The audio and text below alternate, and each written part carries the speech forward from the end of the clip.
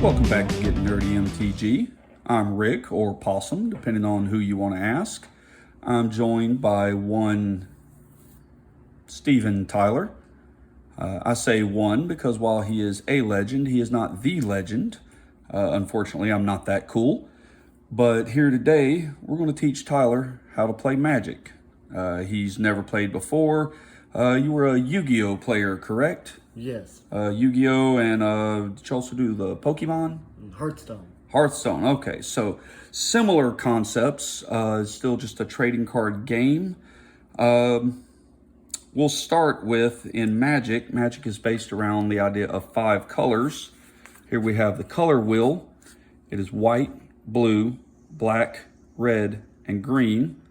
Each of those colors is corresponding to a type of land. For white, we have plains. Islands are blue. Black is swamps. Red is mountains. Forests are green. Each of these land types produce mana. Mana is your power. It's how you pay to do anything that has a cost, or specifically anything that has a mana cost. Casting spells, in some cases activated abilities, but the way you access your mana is we start by tapping a land. To tap, you're going to turn it sideways. That just signifies I'm using this mana, or I'm using this land. So we have the 5 different types of land. 5 different basic types of land, excuse me.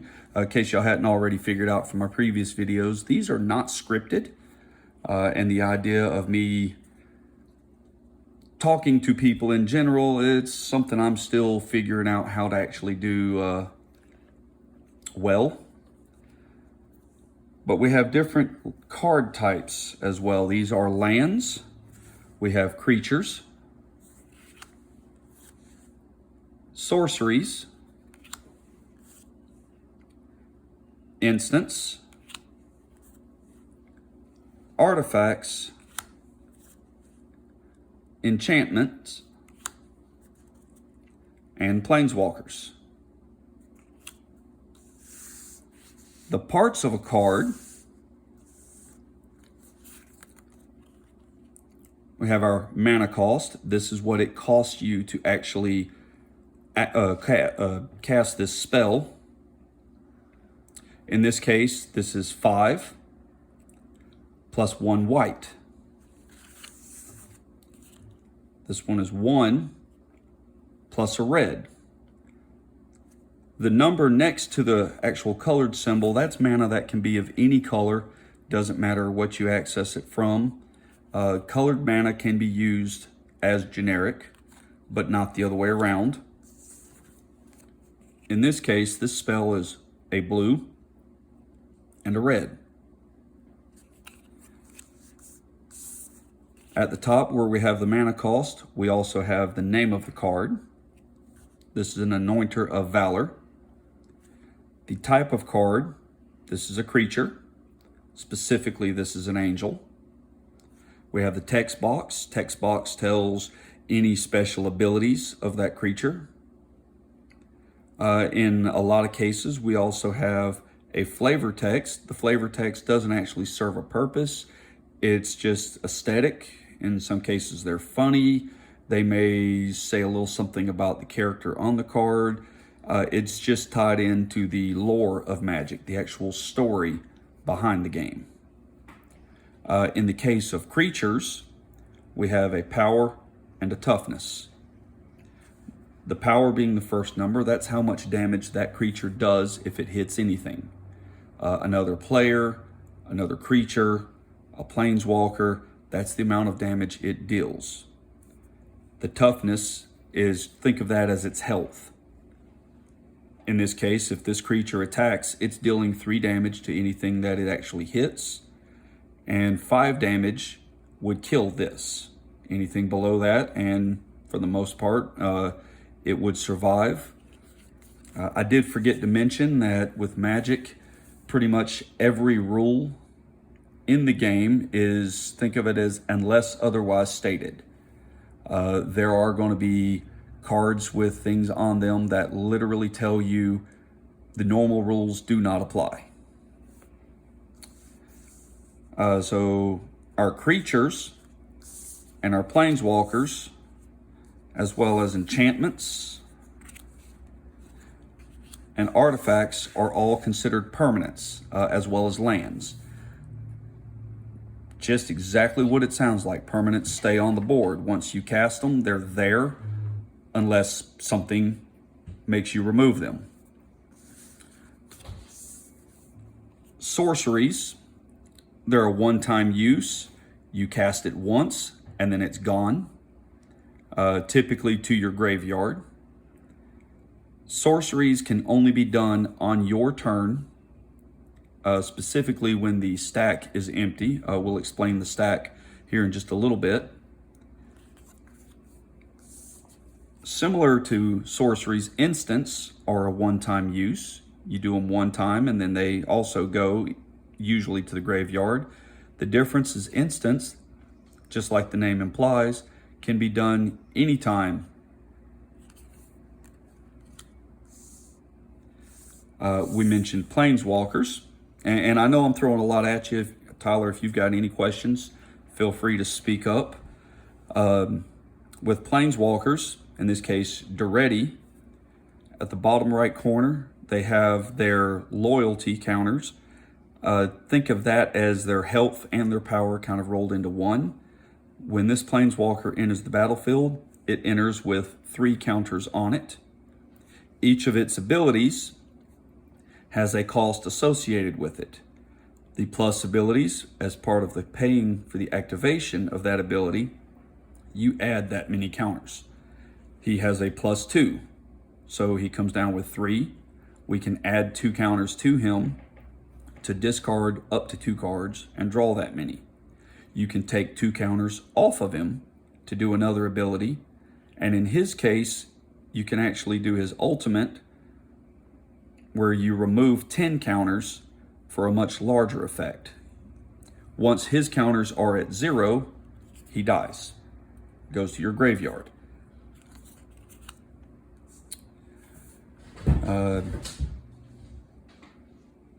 Everything kind of making sense so far? Yeah, definitely. Okay. And in Nerdy's case, he actually has another ability at the very bottom. It states that Nerdy, Scrap Savant, can be your commander. Commander is a format that we'll get into as well on a later episode. You'll also actually see some Commander gameplay videos on this channel. So it's the parts of the card. I mentioned a little bit ago the stack.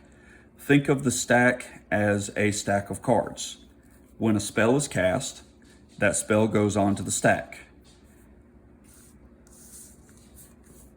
If someone casts a sorcery, it goes onto the stack, and in response, you can actually cast something else.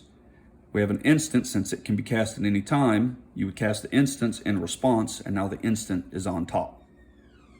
The stack's going to resolve from the top down.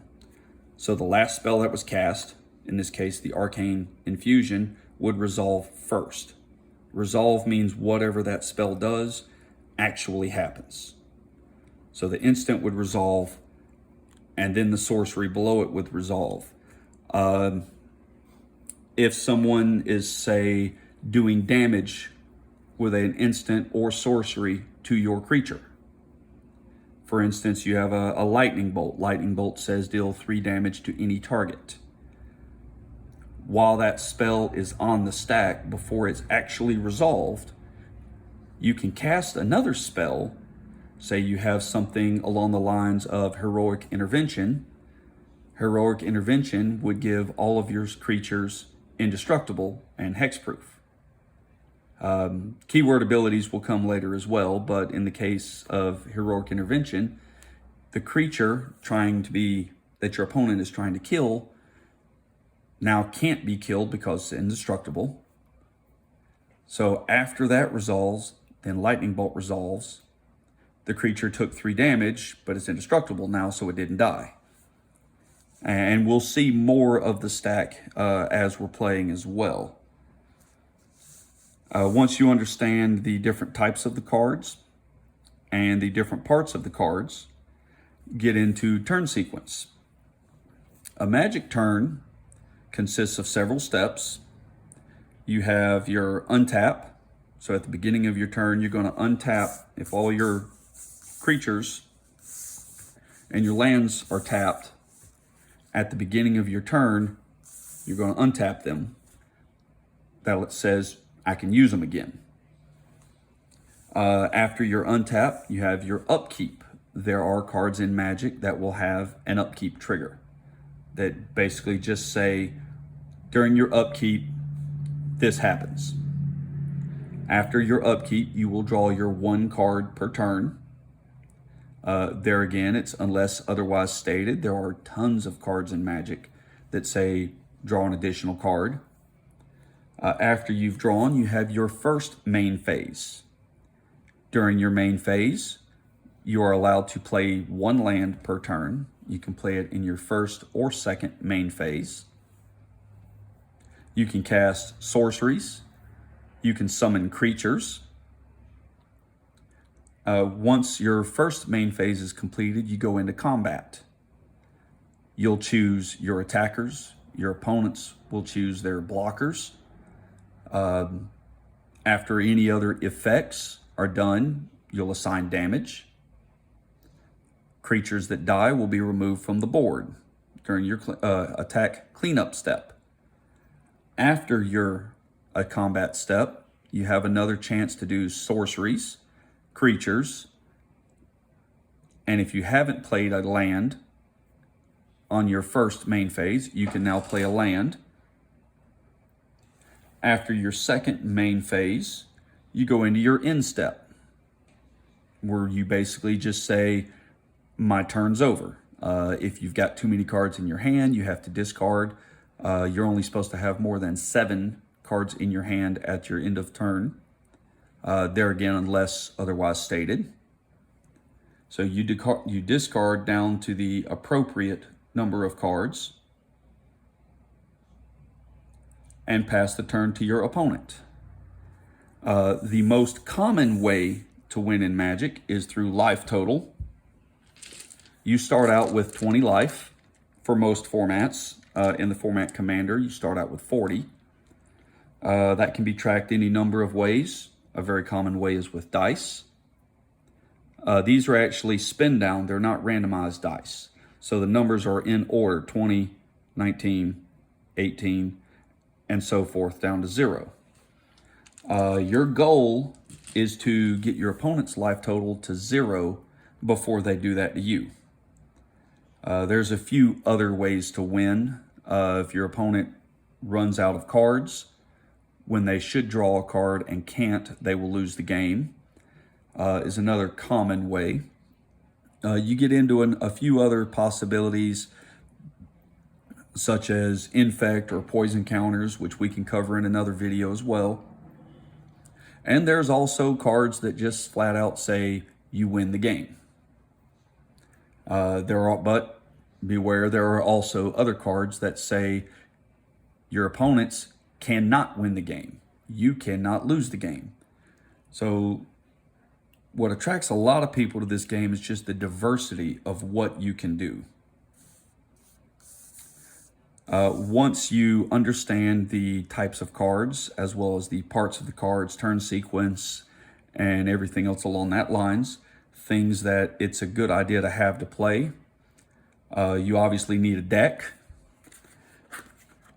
Deck construction will vary depending on the format that you're playing. Today, we're going to play with some very simple decks. I actually call these my trainers. They're not designed to be good to play against each other or against anyone else. They're just designed to play against each other to show the basics. Deck construction, like I said, will vary by format. These 2 decks are not tournament legal. There are only 30 cards each. But aside from your deck, you're going to want some card sleeves. Some of these cards, not these cards specifically, but some Magic cards are actually very valuable. You do not want to damage them with shuffling. Aside from card sleeves, it's not a bad idea to have a play mat such as this. Just gives you a nice clean surface to play on. It makes it a little easier to pick cards up and to move them around to tap them. You're going to need some way of tracking life.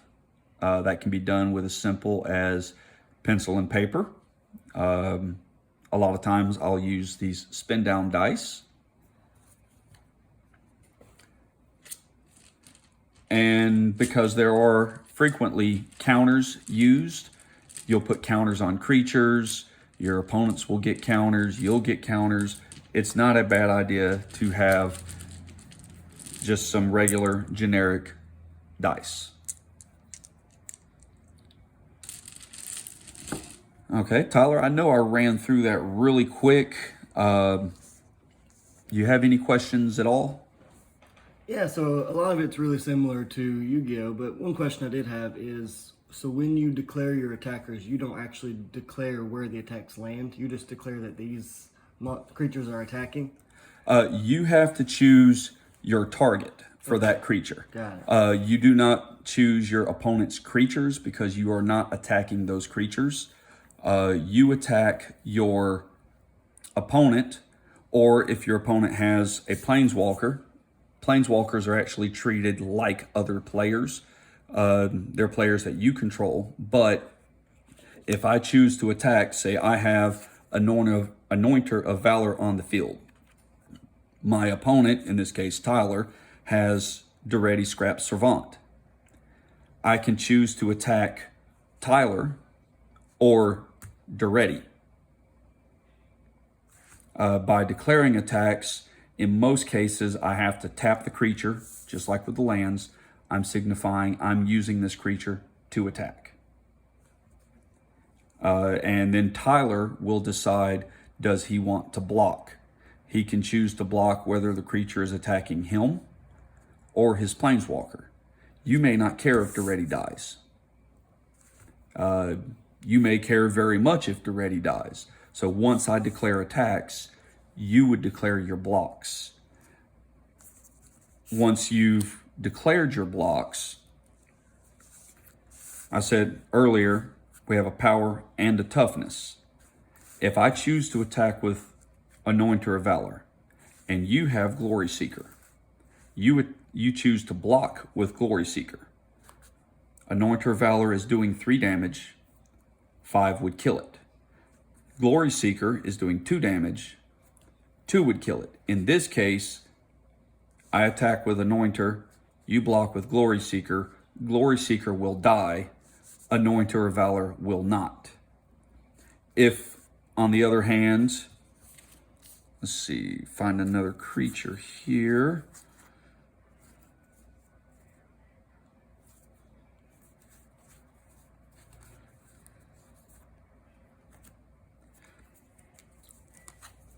Let's say you have Serra Angel on the field.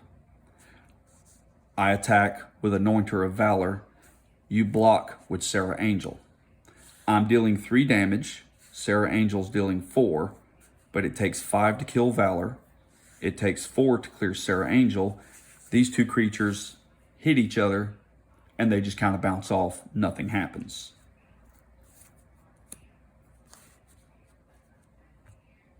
Once blockers are declared, we each have a chance to respond to that as well. Basically, everything that you do, I have a chance to respond to it. If I do something, you have a chance to respond to that. That's where you get into what's called passing priority. When I'm casting a spell, I have priority at that time. Once I've cast that, say I cast a creature, you have the option of responding to me casting that creature. You may have, there are plenty of spells in Magic that say things like counter target spell. I cast a creature, you cast counter spell in response, your counter spell will resolve first because it's on the top of the stack. And it says counter my creature spell. So it resolves, my creature spell fizzles, it never hits the graveyard, it was countered.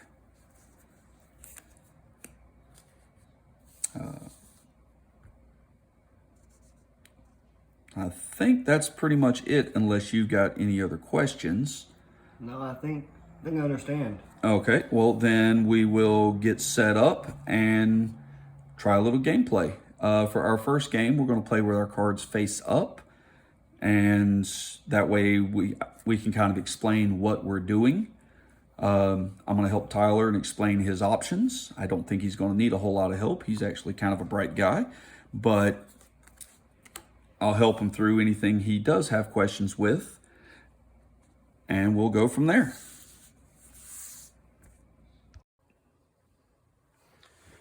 Okay, once you're ready to start playing, we've each got our decks. Like I say, these are just 30 card trainer decks. They're not tournament legal, they're just to help show the basics. We both shuffle.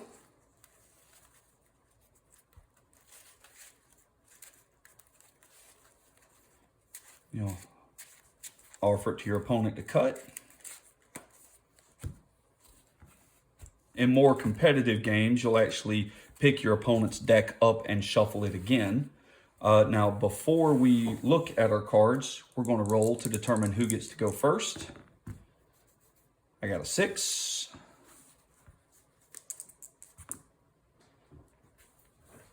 Tyler rolls a 9, therefore Tyler gets to choose. Would you like to go first, or should I? Since I know almost nothing, why don't you go first? Okay. As a way of making it a little more fair, specifically in two-player games, the person that goes first does not draw on their first turn.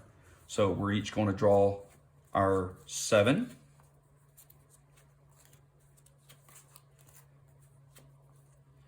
And since Tyler is learning, and this is a instructional video for everyone else as well, we're actually going to play this game with our cards face up. 6, 7. Okay, to determine whether or not you have a playable hand, I actually have 3 lands. I have a 2-drop creature, a 3-costed creature, and then some more expensive spells for later game. You want to have at least 1 to 2 lands, preferably 2 or more, and that's something you can kind of fine tune with the deck you're playing. Some decks aren't going to require as much.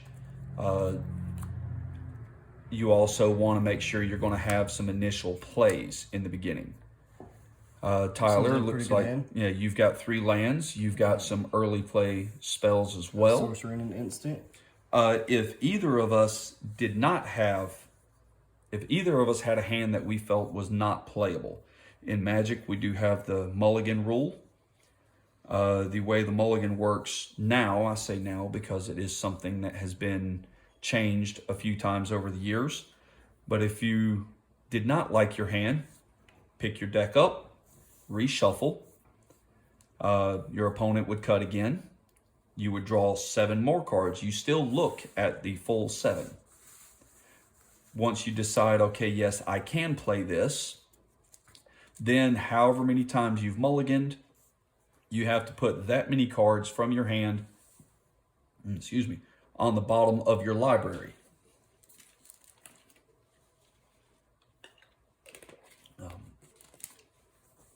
Your deck that you draw from, that is your library. In this case, we both have playable hands. Normally, Tyler would not see these. I would not see those. But you have your hand. This is your library. You have your field, where all of your permanents will go. Your graveyard can just be anywhere. It's typically beside your library. And then there's also a zone called Exile. Exile is cards that are not in the game at all. They no longer exist. It's not something we'll see much with these decks just because they are very simple. We also have our life counters. In this case, we're both using spin down dice. Now we've determined that I'm going first, so I do not get to draw. I will just play my 1 land per turn. Is a plains, and I will pass the turn to Tyler. So then you get to draw. I will draw 1 card. It's another mountain, and then I will play that mountain. Okay, so you've played a land. Tyler has 1 play he could choose to do now. You have the shock. Instant, right? Is an instant. Yes. But that's an instant. It can be done literally anytime he chooses. So you want to hold on to that and use it later. I'll just edit it in and put it larger. We don't have to hold it up. Okay. So in this case, the best thing for Tyler to do would be to go ahead and pass the turn. Okay, so I will draw. I'm going to play an additional land. I now have 2, so I will tap my 2 plains and play a Glory Seeker.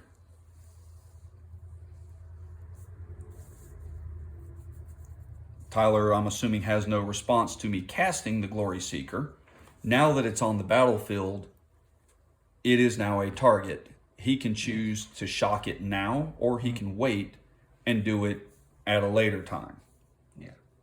So I will let that be it, and I will pass the turn.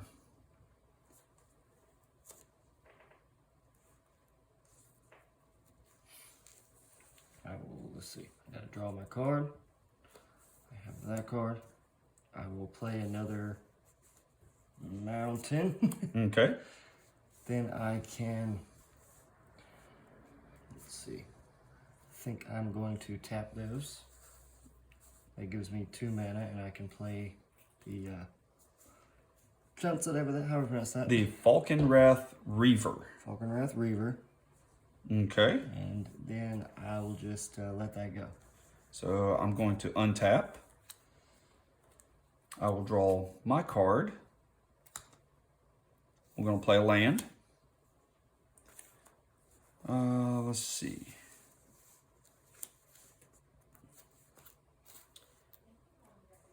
I think I'm going to actually declare that I'm going to combat.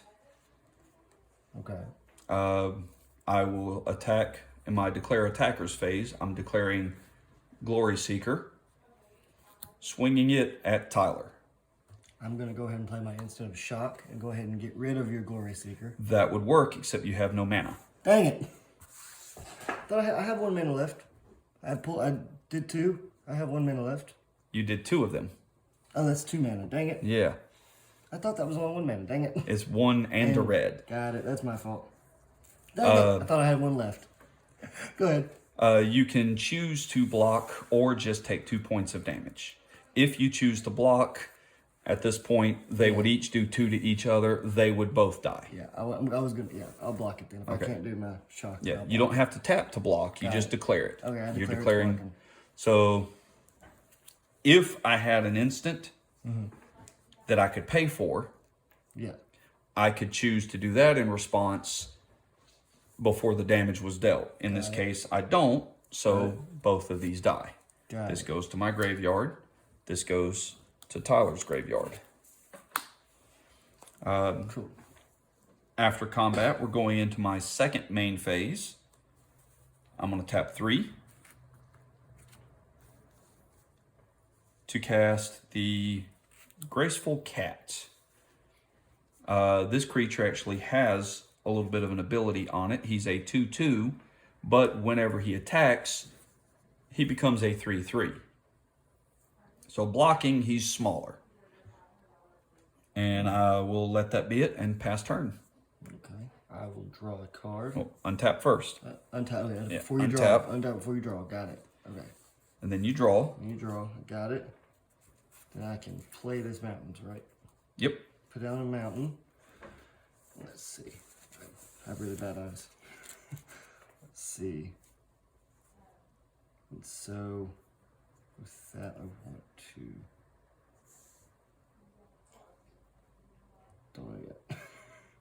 I don't know. What do you recommend I do with this one? Okay, your options. Got it. I've got another Falk Wraith.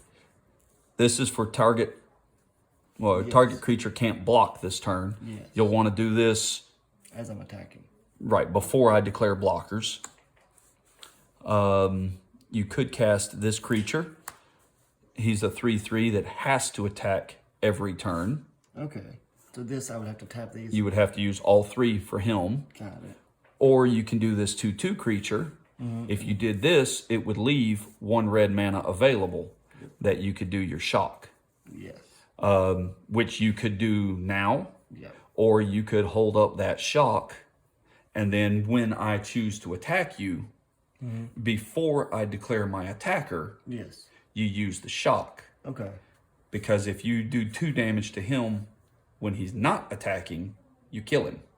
Exactly. If you do 2 damage to him after he's already been declared as an attacker, He's a 3/3. then he's now a 3/3. Got it. So in your case, your best bet is to tap 2, play your Falcon Wrath. Okay. So I can tap 2. You can tap 2. That'll leave you 1 available. 1 available. Got it. So you're playing Falcon Wrath So I can play Reaver. Falcon Wrath. Yes. So I can play him in attack position. Sorry. You can choose to do your shock now, or you can hold it up as an answer. And then, okay, so then I can tap my 3rd one, and I can go ahead and play shock. You want to go ahead and shock Yeah, the let's go ahead cat? and shock the cat. We do Cat's not dead. We do not condone animal abuse. The cat is dead. Given that this is an instant, it's now in your graveyard. Cool. Okay. And that looks like you are now tapped out. I'm going to go ahead and end my turn. Okay, I will untap. Draw my card for turn. Now remember, Tyler doesn't actually see these, or at least he wouldn't Yes. in a game. I have 3 lands available. So I'm going to tap all 3. And I have a second cat. So the cat's back. I'm pretty sure they made a song about this in grade school. And we will let that be it. Creatures are affected by something called summoning sickness. Summoning sickness says that that creature cannot attack or use any tap ability the turn it comes down. It specifies those 2 different things because there are things creatures will do that are not attacking that will require them to tap. There are also creatures that can attack without tapping. But Summoning Sickness does delay both of those for 1 turn. Summoning Sickness is in effect until you untap with the creature already on the board. If I manage to get a creature on the board on your turn, it is no longer summoning sick at the beginning of my turn because I will have untapped and it's already there. Okay. That makes sense. There again, there are abilities around that as well. Red specifically, you'll probably see at some point in Tyler's deck, red creatures will have the ability Haste, which says that they can attack or tap immediately. And I will pass the turn. I will go ahead and untap my mountains. Go ahead and draw my card. And then I will go ahead and put down another mountain. Okay. So I have 4 mountains now. I will, let's see.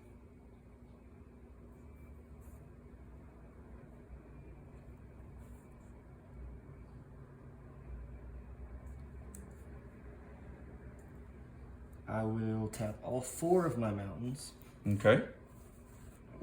because why not? He's playing something big. To play Terror of the Fairgrounds. Okay.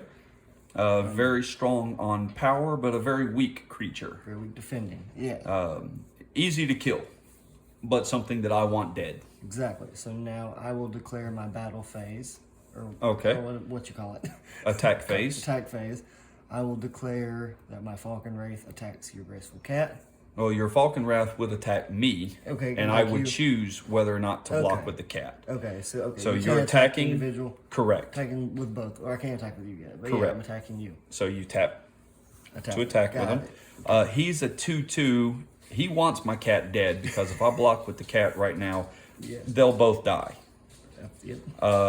I'm not going to do that. I'm Obviously going to not. just accept the damage and go to 18 life. Got it. Okay. And then with that is tapped. I will go ahead and end my turn. Okay. I'm going to untap. Draw for turn. Okay, I have 3 mana available. I have a Divine Verdict in my hand that would be very nice to be able to use. But it is 4 mana to cast, and I'm not going to be able to do that. So there's no point in trying to hold mana open for it. Let's see.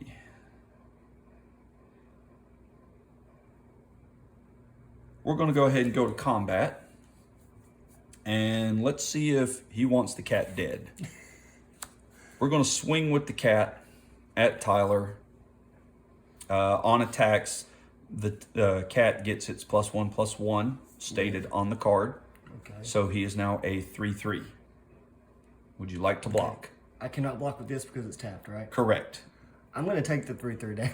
Okay, he does not want gonna- his big bad boy, so he is going to take 3 damage and go to 17. Okay. Which is what I figured he probably would do. Yeah. And then I'm going to tap 3.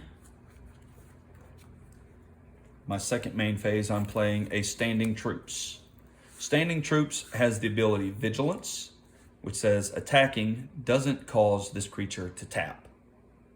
So on my turn, he can attack and then be left to block as well, if he lives. Okay, cool. And at that, I will pass turn. Okay. I will untap my million mountains I have. You definitely have more land than me. I will untap my mountains. I will draw and Play another play mountain. another mountain. Lots of land is never a bad thing. Lots of mountains. I have 5 mountains now. Your creature untaps as well. I will untap the creature because it didn't die, yes, because you didn't. Correct. Yeah, I you did didn't not block with it. Okay. I will play. Okay. Now remember, you can Yes. choose to play creatures and sorceries in your second main phase after your attacks. Typically, Yes. a good point of strategy is if it's not going to affect your combat step, Yeah. you can wait and do it afterwards because Okay. then you're giving me less information. If you tap your lands Yeah. and you play spells out of your hands, Got it. that's those are fewer options that I know you now have Okay. during combat. Well, then I will not play this creature yet. But what I will do is I will go ahead and play. I'll tap 1 mana to play Renegade Tactics. Okay. I will target your Graceful Cat. My cat's tapped anyway, so it he doesn't- can't. He can't block. But Okay. now Well, I'll target him then. Yes. Standing Troops can't block, Staying Troops cannot block, and I also and you get to draw a card. So take that. I will do that, and then I'll go ahead and go into combat phase then. Okay. And so let's see. So he can't block any. Okay, I guess I'll just. I declare- can't block with I'll anything. declare attacks with both of them then. Okay, so you have to And tap that'll them be- both. Yep. And there's here, if I had the mana to pay for Yes. Divine Verdict, That's what would be would good. come in very handy. What does Divine Verdict do? Destroy target attacking or blocking creature. That's very good. Yeah. It would be very good, but it is also 3+1 white, Got it. which I didn't leave mana open because I wouldn't have been able to afford it anyway. Okay. So I can't do anything about that. So it looks like I'm taking 7 damage. I go to 11. Okay. Then during my secondary phase, after my combat phase, I'm going to tap 2, 3 more mana, and I'm going to play Frontline Rebel. Okay. And then I'm going to end my turn. Okay, I'm gonna untap.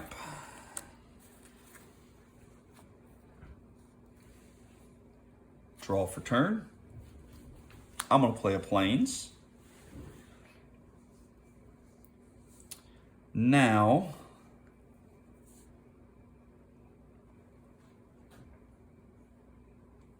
I will...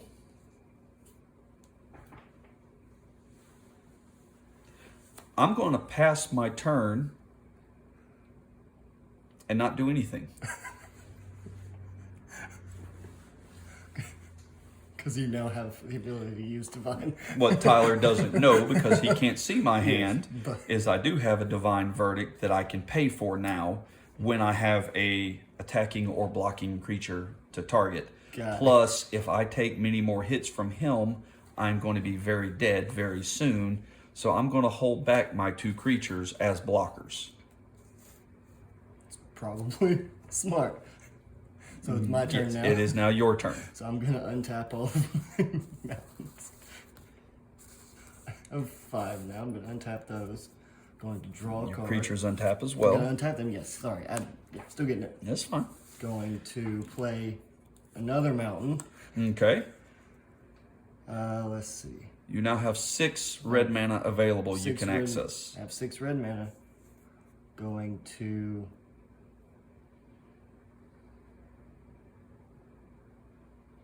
gonna play Thundering Giant with Haste. That's gonna be 1, 2, 3, 4, 5 manas. Okay. Gonna tap 5 of them. And that can attack this It does, turn, so yes. playing it first main phase is not a bad idea. Okay, and I'm going to go ahead and just attack with all 4 of them, and then I'll let you do whatever Okay. you need to do. So you're declaring all of attacking. them. Yep. He has to attack.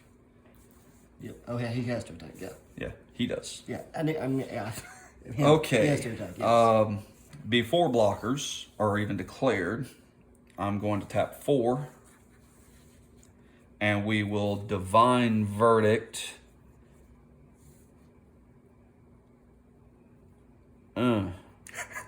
It's a hard decision. Yeah. We're going to Divine Verdict his Thundering Giant, which destroys it. He does destroy. So assuming this would be where if he had some response to do, he would do at that point. He has 1 available, But I don't. Have but nothing that he can do it with. So Thundering Giant is dead. Cool. Then we are going to block the Fairgrounds there and the Frontline Rebel there. Okay. So these 2 are just going to bounce off each other, This one's gonna go away. and so will this one. Yes.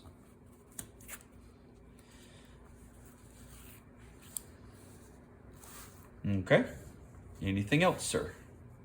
I think that's it. I think that's your turn. I'm going to untap. And it is worth pointing out that, yes, Tyler is very much in a better state at this point, but I'm not dead.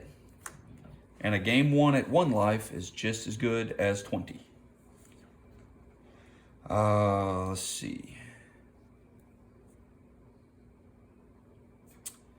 I'm going to attack with my standing troops. Has vigilance, so it does not have to attack, or it does not have to tap. Okay. And I have nothing to block that with. So you, So can go you ahead. take 1 I will take that 1. Appreciate it. and pass turn. Pass turn. I will go ahead and just give me 20 minutes to untap everything real quick. And we'll get. Hey, he remembered the creatures. Yes. I'm going to untap everything. I'm going to draw a card. I am going to play another mountain. Land for days. I don't know. I didn't know there was this many in this deck. So I'm going to play another mountain, and I'm going to, I guess we're going to untap, we're going to go ahead and tap 4 of them. Go ahead and tap 4 of them and play a Hyena Pack. It's a 3/4 creature. And it's, yeah, and it does 4 mana. Okay. I'm just gonna. I'm going to attack with Frontline Rebel and with the Faulkner Okay, Reaver. I'm so gonna they leave tap. Hyena. They're gonna tap. Yep. Okay, so attacking like so. I'm going to, I'll block the Falcon Wrath. And before damage is done, I'm gonna tap 2 white and do Impeccable Timing, 3 damage to his Frontline Rebel. That's pretty good timing. So Frontline's dead. 3 damage, got it. And the Falcon Wrath is blocked, so I take no damage. Cool. And you're done? Yeah, I'm done. I have nothing else to do. I actually have an empty hand. I'm gonna untap, draw for card, turn. Dang it. He's got another one. Let's see. At this point, Tyler doesn't know what I have in my hand. So we will just declare attacks, and we're going to attack with standing troops, having vigilance. Then I guess I'm just going to block with my hyena pack. He would block with his hyena pack. Yeah. In response to his blocks, I'm going to tap 2. And I have another Impeccable Timing to deal 3 damage to the hyena. Plus it takes 1 damage from the standing troops. The hyenas are dead. They are. And my troops live. But still no damage. Instances can be a very good thing. They're very good for combat tricks. Definitely. Yeah. As long as you can pay for them at the time. That's the big issue. So Tyler takes no damage that turn, and I will pass turn. I will go ahead and untap everything. Because why not? Just, going to draw my card. And I'm going to untap 1, 2, 3, 4, 5 again. Or no, 4, sorry, I don't know why I said 5. 4.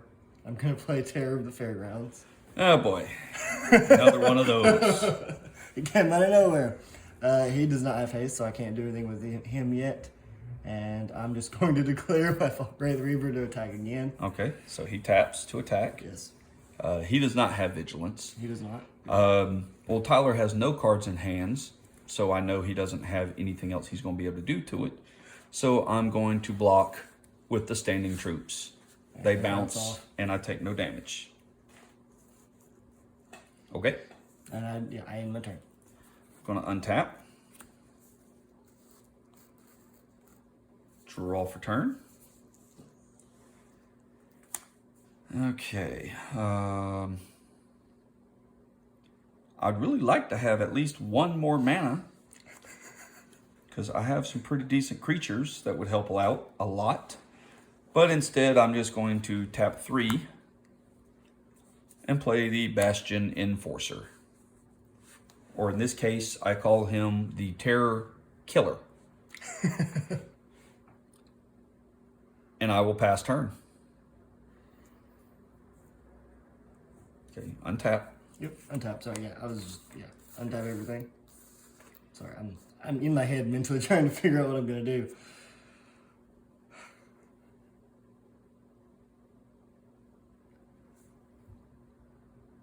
I'm going to Not play a mountain. not play a mountain. Don't have one. I'm gonna tap 3. Gonna tap 3 of my mountains to play Brazen Scourge. That's how you say it. Oh, Brazen Scourge. Scourge. A 3/3 with haste. Yes, it is. This is getting bad again. And so I'm going to go ahead and declare an attack with all 3 of them. Okay, so they're all... Yeah. I remember that time. Okay, I need the Terror dead because that is 5 damage. That it would be. So we're going to block Terror with the Bastion. And we can block the Scourge with the standing troops. I have no other responses. So when damage resolves there, these 2 are going to bounce. Bastion will be able to kill the Terror, and the Terror will kill the Bastion. They'll both die, And once again, Tyler is left with a better board state than me. and then 2 damage. And I am taking 2, yes. I am now at 9. But I'm not dead. No. Is that all of your turn, sir? That is all of my turn. Untap. Draw for turn. It is a plains. Woo! Yay! Can now kind of do something. Oh, I can now do a lot, actually. I can start to stabilize. Oh, let's see. We're going to tap 5 to play the Sarah Angel, a 4/4 with flying and vigilance. Flying, as the reminder text explains, this creature can't be blocked except by creatures with flying or reach. Think of it as a bird. You can't jump up in the sky and block the bird. The bird can land and fight you on the ground. So on combat, since it just entered the battlefield, I will attack with standing troops, which does have vigilance, so he won't be tapping. And I will take 1 damage. Okay. I have nothing to block. So you go to 15, and I will pass turn. Okay. I will go ahead and untap everything. I'll go ahead and draw a card, and we're gonna hope it's not cool like that. I don't like that. I do like that. Okay, you're gonna have to explain something to me. Okay, let's see what you got. I'm gonna use 6 mana and play it. So Okay. 1, 2, 3, 4, 5, 6. I'm gonna play this. What is the so I can pay another mana to get +1 Plus O. plus 10? Oh, No, plus O. Plus 1 plus O. So it'd be and 6, that 5. 1 red you can pay At any time. at any time and as much as you can pay. Oh, so if I had more than this, Yes. just this 1 left over, I could pay That up to ability, if it had the keyword on it, would be fire breathing.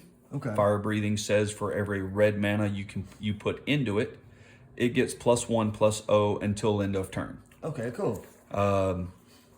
I need that thing dead too. It has flying as well. It so does have I flying. can block your little fun angel. Yes. That was probably the only best thing I could have drew. That definitely does help you. If it could attack this turn, this would be very bad for me. Unfortunately, cannot. Okay, so shall you be attacking?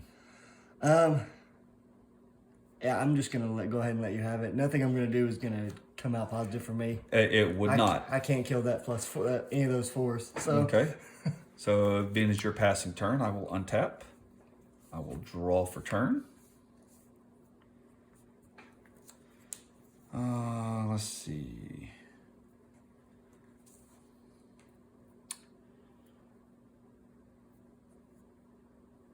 Let's see.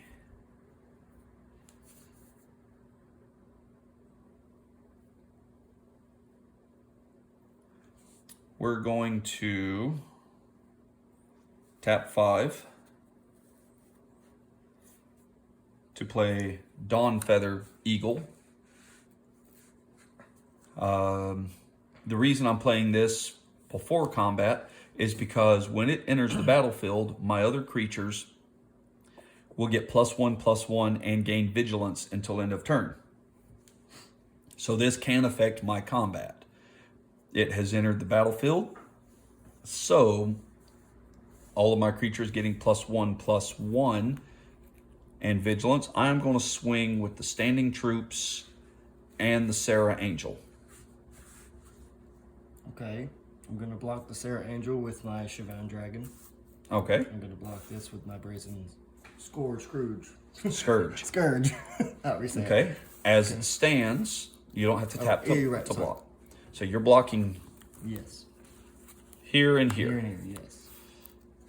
Okay. Well, because of the +1/+1 from Dawn Feather, this is now a 5/5. Yes. So these will trade. That's fine. The dragon's dead, which I needed.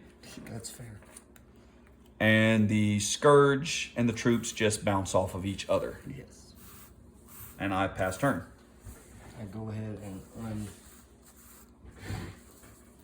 tap for the next hour and a half. Gonna go ahead and draw turn. And I'm gonna play another mountain. He has played a mountain. And I'm gonna end my turn. Okay, we will untap. I think I may have actually turned this game I around. think so. Unless I can We'll pull draw. something nice.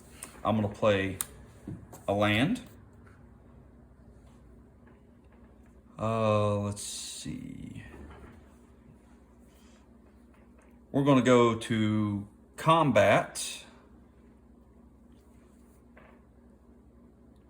Now, one thing we have not covered yet, and I haven't bothered to mention it because it hasn't been to a point that it could be relevant, but I will explain now that you can actually double block creatures.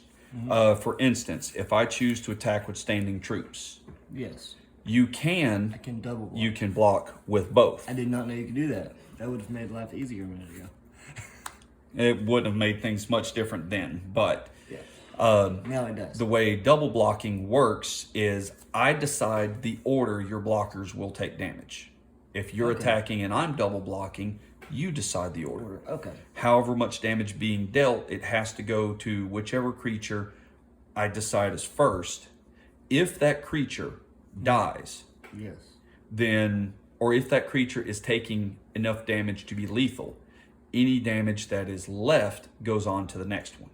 That makes sense. For instance, if I attack with standing troops and you double block, Got it. I could decide, okay, I want the Falcon Wrath to be the first one to take damage. So the damage would go in this order. In this instance, it wouldn't really matter. It would not matter because he's only doing 1 damage. Yes. But where it does matter is you are doing a total of 5 That damage. way I could finally get rid of that thing.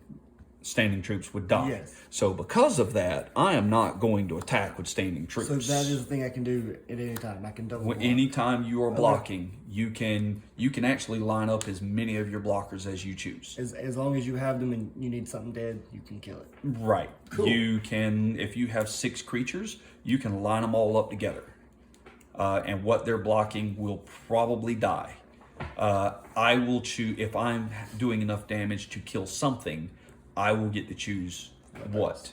If you block with a whole bunch of little bitty creatures, I can kill several of them. Yes. Okay. But in this case, I'm just going to attack with the Dawn Feather And I cannot block it at all. because it flies. Exactly. So that I is will 3 take damage. You go to 12. Cool. And I will pass turn. I do not have to untap anything because. I should have done something else. Well, you're good. You can do it. I in turn. Okay, well, I will untap. Actually, there's several things I should have done, but instead I will draw. I will play a land for turn. Let's see, 1, 2, 3, 4, 5, 6. I'm going to tap 6 to play Victory's Herald. It's another flying, yay. It is another flyer, but also when it attacks, creatures gain flying and lifelink. So when he attacks, or when she attacks, which she can't do this turn, all of my other creatures will fly. Actually, she flies too, but Yes. all of my creatures will fly. And they will all also have lifelink. Lifelink says however much damage they do, I gain that much life. Okay. We'll go to combat, and we'll swing with Dawn Feather Eagle. This is not attacking, so that ability does not trigger. It is just 3 damage in the air. It's just 3 damage, and I have no flying yet, so go ahead and take 3 more damage. So you go to 9. Where is it? It's just a spin. 9. I say it is in order. Like, it's just a spin. And I will pass the turn. Okay. I will do a little hope and pray real quick.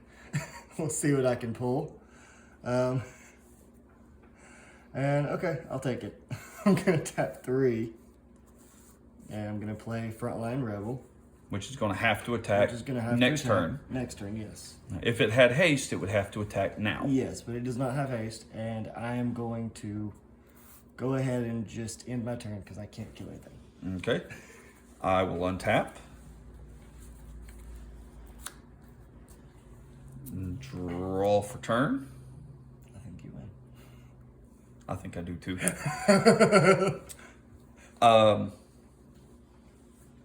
Especially with what I just drew. What did you draw? Well, you're going to see in a minute. Okay. We will go to combat, Yes. and I'm going to swing with everything. And I can't block Actually, anything. let's see. Does everything have vigilance? No, this already has vigilance. Because of Victory Herald's ability, attacking creatures will gain flying and lifelink. Yes. So they're all now flying. They all have lifelink. But before damage is dealt, I'm going to tap 4 and cast Inspired Charge. Creatures I control will get +2/+1 until end of turn. Okay. So this is now dealing 5 plus 3 is 8 plus 7, no, plus 6, sorry. So yeah, 5 plus 6 would be 11. And I can do nothing to block it, so that is game. That is game. And I gain life if that was not game. Yes, you would gain that much life back. Yes.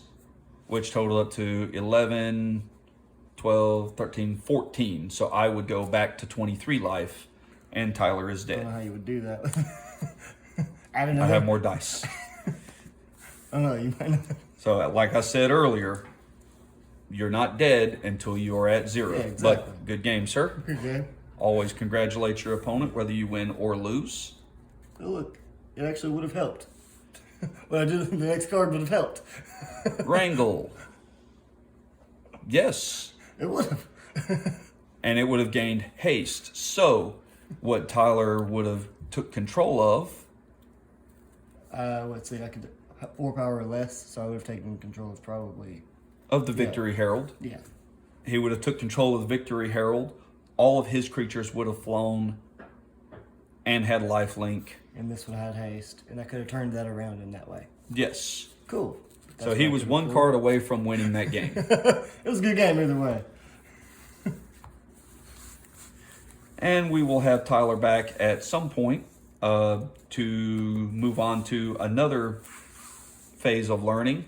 We're going to cover synergy.